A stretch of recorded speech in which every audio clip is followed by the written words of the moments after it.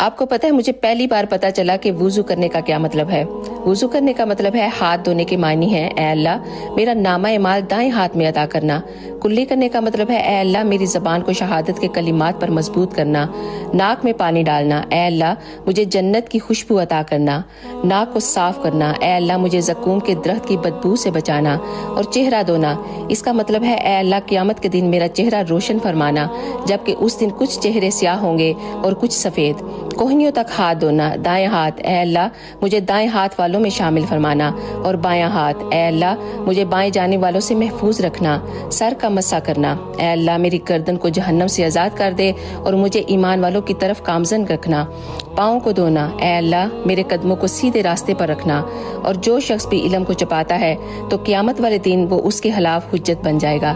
اس لیے دوسروں کو بھی ضرور بتاؤ اور اس ویڈیو کو زیادہ سے